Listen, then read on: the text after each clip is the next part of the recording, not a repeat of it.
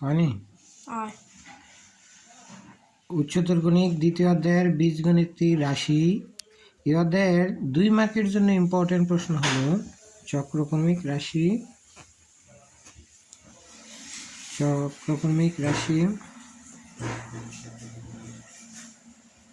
প্রতিসাম্য রাশি।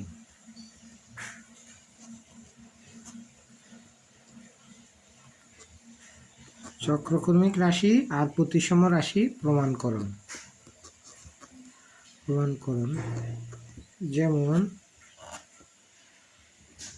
যেমন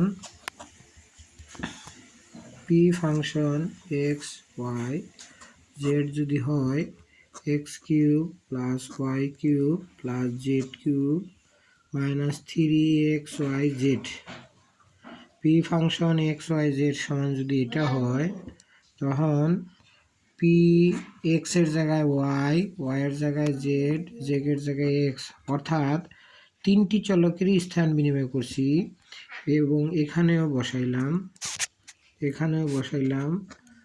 এক্স এর জায়গায় ওয়াই বসাইছি, ওয়াই এর জায়গায় জেড বসাইছি, জেড এর জায়গায় এক্স বসাইছি, মাইনাস ওয়াই জেড এক্স সাজাইলে x cube plus y cube plus z cube minus 3xyz, অর্থাৎ পি এক্স ওয়াই জেড সমান পি ওয়াই জেড এক্স যদি হয় তখন তাকে বলা হয় চক্রক্রমিক রাশি।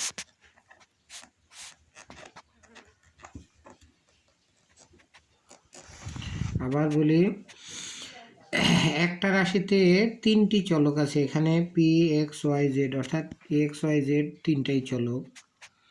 3টি চলকের মধ্যে 3টিরই স্থান বিনিময় করা হয়েছে, এক্স এর জায়গায় ওয়াই, ওয়াই এর জায়গায় জেড, জেড এর জায়গায় এক্স, কিন্তু মানে ক্যালকুলেশনের পরে এই পি এক্স ওয়াই জেড এর মান যা, পি ওয়াই জেড এক্স এর মানও তাই। যেহেতু দুইটা সমান হয়েছে তখন তাকে বলা হয় চক্রক্রমিক রাশি। আরেকটি ইম্পর্টেন্ট তথ্য হলো প্রতিসাম্য রাশি।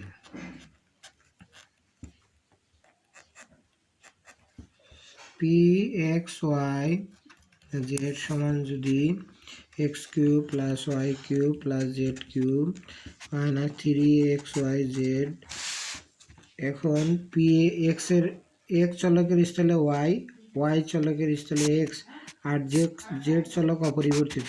এরকম যদি হয় তাহলে y cube x cube plus z cube, এখানে একইভাবে বসাইছি ওয়াই এক্স জেড, সাজাইলে কি হয় x cube plus y cube plus z cube minus 3xyz। তাই এটি প্রতিসাম্য রাশি। অর্থাৎ একটা রাশিতে 3টি চলকের মধ্যে যে কোনো 2টির স্থান বিনিময় করে যদি একটা চলক অপরিবর্তিত রেখে পূর্বের রাশির সমান মান পাওয়া যায় তখন তাকে বলা হয় প্রতিসাম্য রাশি।